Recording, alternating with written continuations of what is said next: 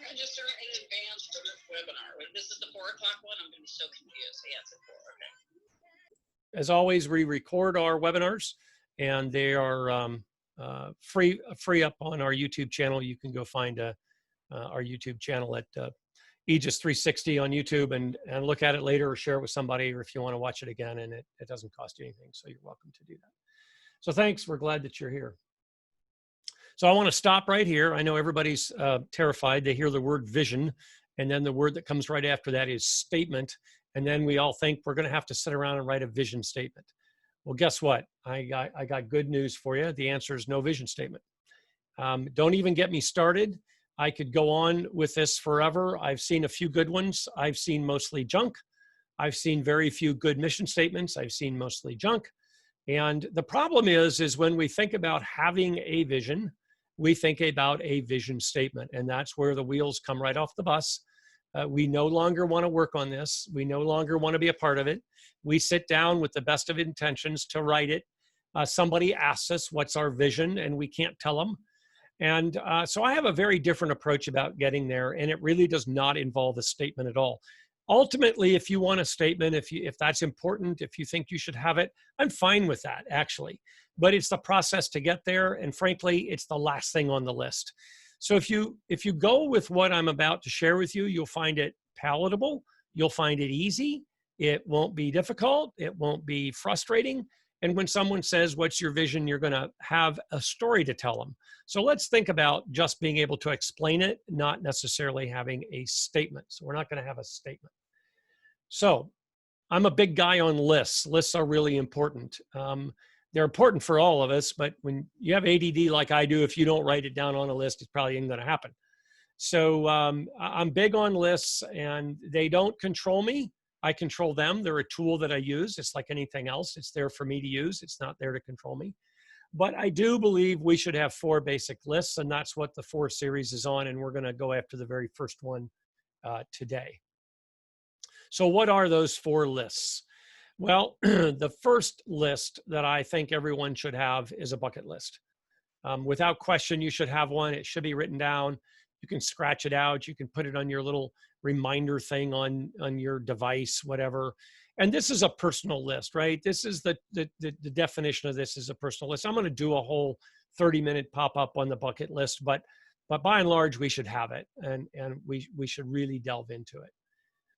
The next is the wish list. This is the one we're going to talk about today. This is the one we're really going to deconstruct and then construct again. So I'll get back to exactly what that is. This can be personal, and it will have the same impact for you. But we're gonna focus it today on business. We're going to focus it on your department or your business or your job or wherever that fits for you. It doesn't matter. The next one we should have is a project list. And we will have certainly a separate webinar on that. But basically, the very top line definition is, that started or it's about to start. It's got money assigned to it. It's got a deadline assigned to it. We've planned it out. However large it is, we've got some sort of plan around it, and it's ongoing. So that's a project list. And then the last one we have is a to-do list. And I'll give you some different names for that. And that one we're going to spend a lot of time on. I've even got we've developed an app on managing the to-do list. Actually, you could manage any of them if you wanted with the app, but I will get to the app later when we do the to-do list. And it's just a process to help you manage it a lot easier. Today, we're focusing on the wish list. You make a wish, you want to get there, and we're going to convert this into our, in this case, business vision. Whether you're managing a department, whether you're managing a whole plant, whether you're managing a whole company, whether your company is 10 people or 500, doesn't really matter to me. It works the same. So however it fits in for you, it fits in. So it's really going to be the wish list, and you're going to see how I kind of come about that. So how do we develop a wish list? Well, I can tell you that I think it's best to develop one kind of as it comes to us, don't go to it. So what do I mean by that? It comes to you in your drive time, either to or from work. It comes to you in the shower. and not necessarily as the next new bold idea. And you'll see what I mean by that. It comes to you when you're staring out over the lake doing nothing. You're on a walk, you're on a bike ride. Usually in isolation is the point that I'm trying to get to. Usually when you're alone is when this wish list comes to you the best. All right. So that's the first thing, is put yourself in the right environment, and you're in the right environment. Hopefully 2 of these times. Hopefully you shower, and hopefully you drive, or you transport yourself somewhere. Hopefully you take a walk every once in a while. You get on a bike, you go sit, you just enjoy yourself. So in other words, you're not forcing the issue. And that's probably one of the biggest things I could tell you, is don't force the issue on this. Don't sit down and go, oh man, I got to write a vision for the business. Oh, I got to write a vision. Oh, I got to come up with my vision for my department. I'd rather you not do that, because that usually ends in some level of failure, and then you get frustrated and then you don't go back to it. So I want you to be in isolation, and I want you to be under no pressure. So just put yourself in that environment. I kind of let it happen organically, is what I tell people. It's when I have windshield time, when I'm in the shower, these sorts of things. So let's first start there. Okay, so you say, what's the question, Ned? And you're going to see that some of you are going to be on here and go, wait a minute, you just gave me more than one question. It's really one question worded 3 different ways. So here's how it starts. When you're in one of these areas of isolation that I just shared with you, and you say the following, I wish we had, or I wish I had. Again, it doesn't really matter. And then fill in the blank. That goes on the wish list. It's that easy. Just do it. I'll take you to the next steps. I don't want you to overcomplicate this. We've got all these models and all these different things and these processes, and they get so cumbersome, we don't do it. We don't do it because I've already got my regular job to do, and now you want me to do this other thing, and this next other thing is big. So I try to take things and say, you know what, let's bypass all the nonsense and just get there. You're in the car and you're going, God, I wish I had. Or you might reword it a little bit. It would be nice if. It would be nice if. Again, a little bit different. Or you could change it into a question. Wouldn't it be nice if? Yeah, it's the same. It says the same thing, right? It doesn't really matter. And then the third one is, I wonder. I wonder. I wonder if. I wonder. So these are kind of the 3 different ways to get there. It's a single question worded 3 different ways. Yeah, some are statements. Don't get all detaily with me right now. Just go with the flow for just a minute. It's okay. So when you find yourself and you've said any one of these things, whatever you fill in the blank with is going to go on the list. That's step 1. Just make it that simple. Just write it down. You've got to write it down. Don't think you're going to keep it up here, because then when someone says, what's the vision you have for your department, you're going to go running around in your head trying to find all these thoughts you had over the last 5 weeks. You're not going to have any of them cataloged. So what I want you to do is catalog them on paper, device, whatever. I want you to write them down, whatever that means to you. Just follow my process. It's that easy. This is not all that difficult. Okay. So I'm going to actually give you a real one that I got from a client several years ago that I was working with, and I got them to do this. And this is what was ultimately on there. Is I liked it. I've seen many. This just happens to be one that I captured. And then there's a story behind it, and some things began to happen. And it also this is, I think, one of the best ones to illustrate kind of what you do with this on the next step. So I had somebody say, instead of a wish list, can I call it a vision list? I don't care if you call it macaroni. As long as you're answering these questions and getting this down, you can call it whatever you want. Actually, I like vision list. I think it's kind of neat. If that doesn't put heat on you to come up with a vision statement, fine. The minute you start getting confused, I'm going to say, I don't want you to do that. I want you to use wish list. So we're just trying to manage the process a little bit. You want to call it a vision list and it doesn't put pressure on you to start writing a statement, fine. Fine, call it a vision list. I'm fine with that. I don't care. All right, so this is actually was a client that I had about 4 or 5 years ago. And I've saved this list the whole time because it illustrated the point so well. He had down there dual monitors for his staff. Now, probably longer than 5 years. This is back, well, maybe it was 5 years. Anyway, this was back and you just didn't see a lot of dual monitors. Yeah, there was a few out there. You just didn't see a ton of them. And this guy had gone to either a customer or vendors, and everybody had dual monitors. And he was talking to him, and he said, "Oh my gosh, it looks great. It's easy, you're more efficient. You can do this, you can do that, so on and so forth." So he said, "I'd really like to have dual monitors for my staff." And it came to him, gee, it would be nice if all my staff had dual monitors. Put it on his list because I'd gotten him into that habit. The other one that he had is he really wanted an admin staff member. He had really identified a lot of work that he thought would best be suited if he had an admin staff member for his department to keep it. He had a department of 10 or 15 people, I think. And he wanted an admin staff member to manage the administrative stuff that they had in whatever his department was. So he put it down. Okay. Look, from here, we're not automatically going to some request for hiring. We're not filling out an ROI. We're not doing a CAP project. All we're doing is writing it down. That's all I want you to do. I don't want you to put any obstacles up. Well, I'd love to have dual monitors, but, they'll never approve that for me here because this company's so cheap, right? Don't put up the barriers. Just write it down. That's all you have to do. Just write it down. Okay.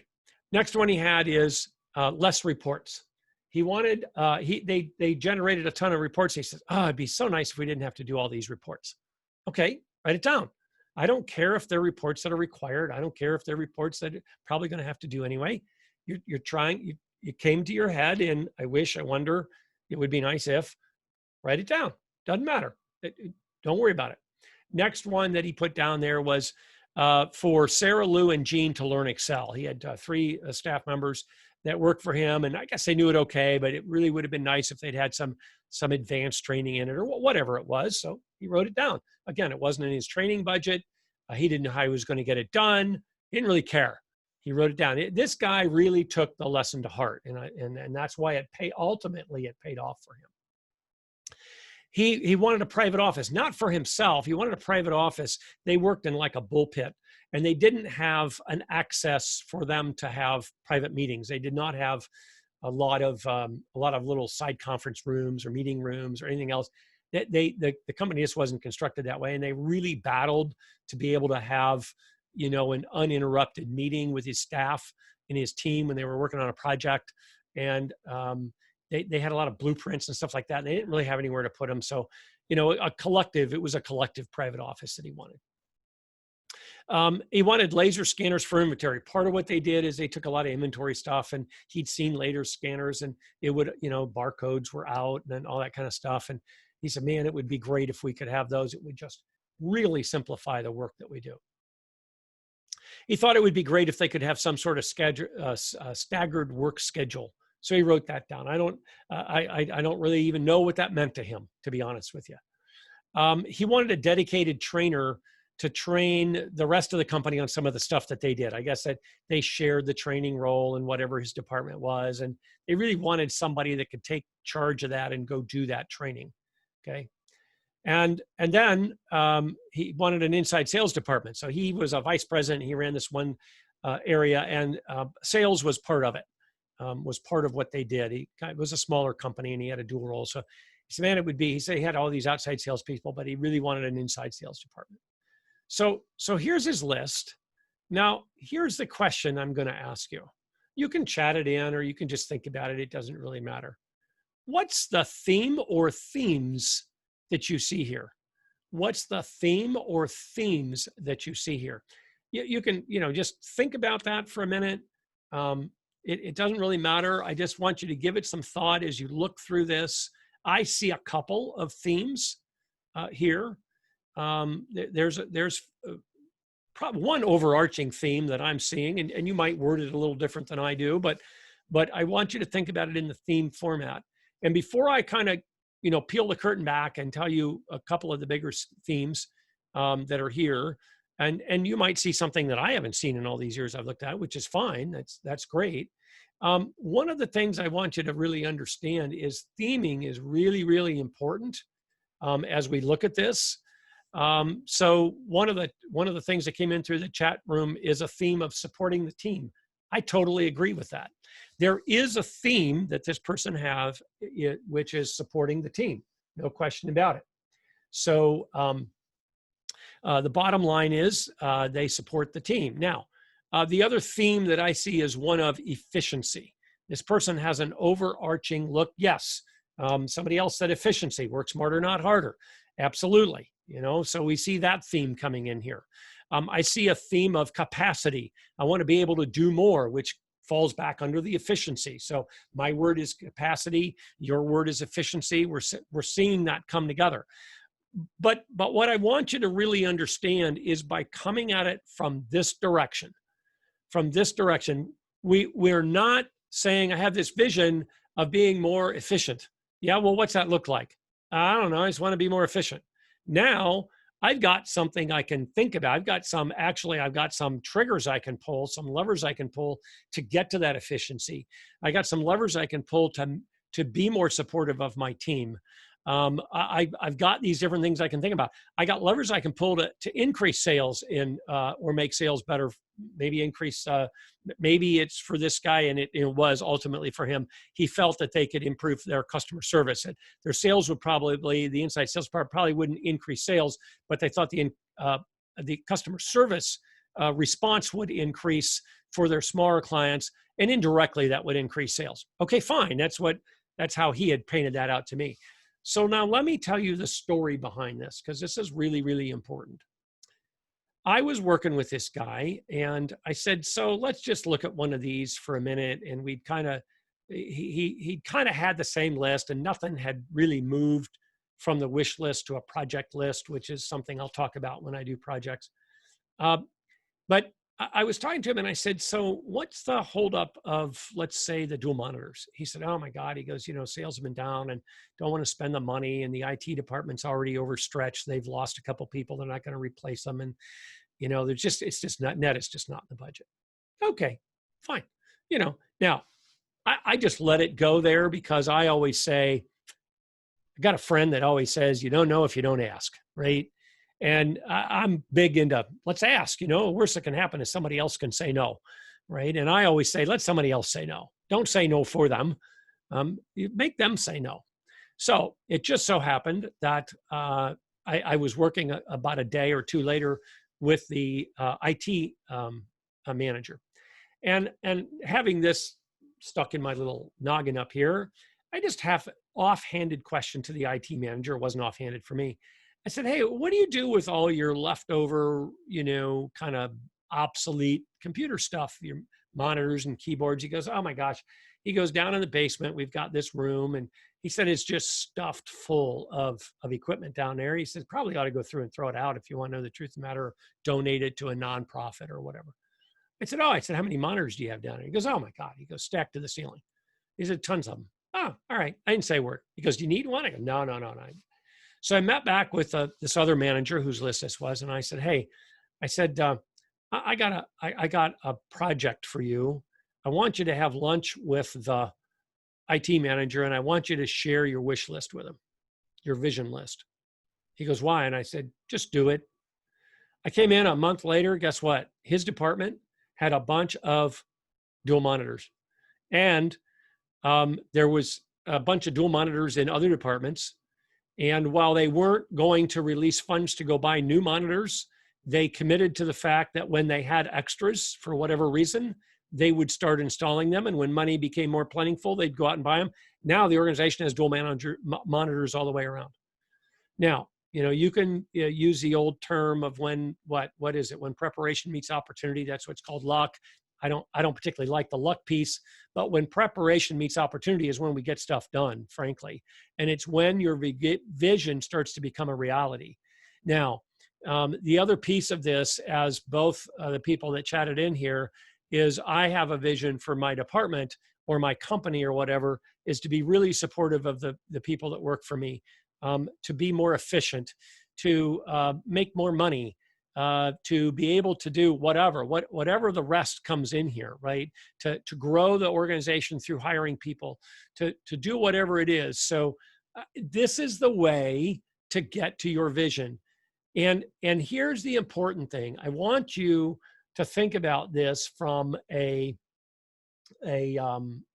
status of telling a story. Don't worry about the statement. Just tell the story. What's the story? What story are you going to tell? Well, here's the vision I have. The vision I have is we're going to be able to build capacity in my department because we're going to be a lot more efficient. And some of the ways I want to see some of that efficiency happen is I want my team members to be higher skilled in the tools that they use. And I want to have a place that we spend a lot of time, taking stuff out for projects and laying them out on a table. We can't leave them there because other people use it. And we kind of need a planning office, and that would be nice. And if they had monitors and blah, blah, blah, be able to tell the story of what you want your department to look like. See, the vision is just what you look like. Now, here's the other piece of this puzzle that's really important. I want you to be really stubborn on the vision and really flexible on the details. All right, look, I know I got some engineers on this call, so before you all have heart failure, I'm not saying that the details aren't important. The details are critical. They absolutely positively have to get put in place, but I don't need them until I get ready to pull the trigger, until I get ready to set a plan into motion, until I get ready to execute. Right now, I want you to be able to tell me a story. So I want you to be really stubborn on the story, be really stubborn on the, I wonder, it would be nice if, I wish we had, and fill in the blanks. I want you to be stubborn on that and then telling the story behind it. And then guess what? Then we can start filling in the details. If I'm your boss and you come to me and you have this great vision and you have this story you can tell, I can tell you what I'm going to say back to you. Okay, let's start talking about prioritizing some steps. Let's start talking about taking these things and putting them into action.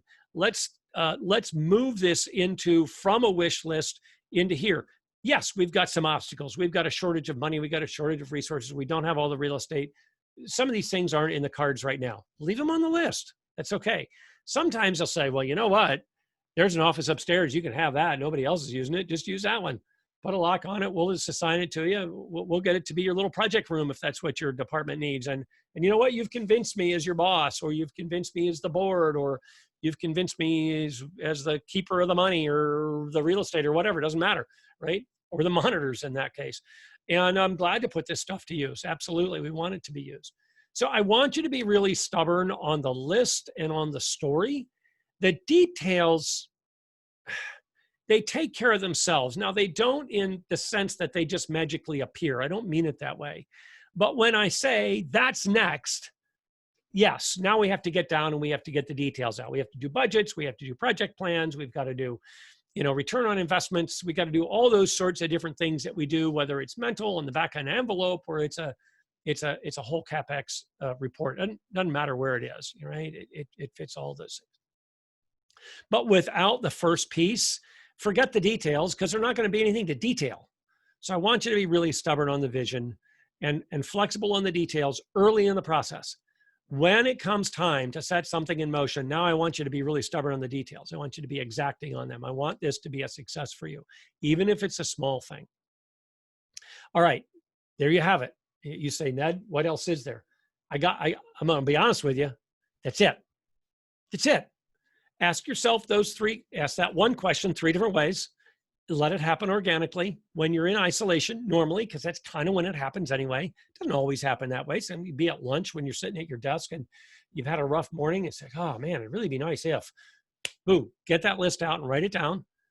Have no other preconceived notion about it. And then look at the theme and then begin to tell the story of what you want for your company. And I've done that for mine. And believe me, I'm going to tell you, and I've said it 100 times, you begin to develop a plan, and without a plan, there's no change. There's only chaos. So build the plan. No plan survives the first contact with the enemy. None. But without a plan, all you're going to have is chaos. You're going to have nothing else. That's all you're going to have is chaos. So I want you to have a plan, and you get a plan a lot of times from here, right? So that's it. That's all you got to do.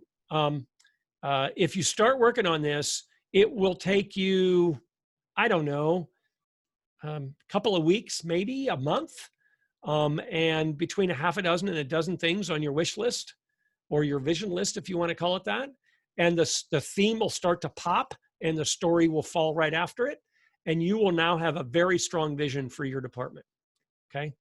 And it also gets you out of the weeds a little bit. It starts to get you in the entrepreneurial world. We talk about working on the business, not in the business. And it's so true, but I also think it works in major corporations as well. Oftentimes you're working too much in your job and not enough on your job. So we need to change that terminology just a little bit. This moves your thinking from in to on, and that's really, really important. All right, I want to thank everybody for being here. This is my contact information. If you want to get a hold of me, this will get edited and then clean it up a little bit, and we throw it up on the YouTube channel. So if there's somebody that, if you want to see it again or you want to share it with somebody, it will be up there in about a day. It takes me about a day to get it up there. And I'd love to have you share it while you're at the channel. If you'd subscribe, that'd be great. It does all kinds of neat things and allows me to build a channel in different ways. So thanks for being here. We appreciate it. And we'll talk to you on the next time. Take care.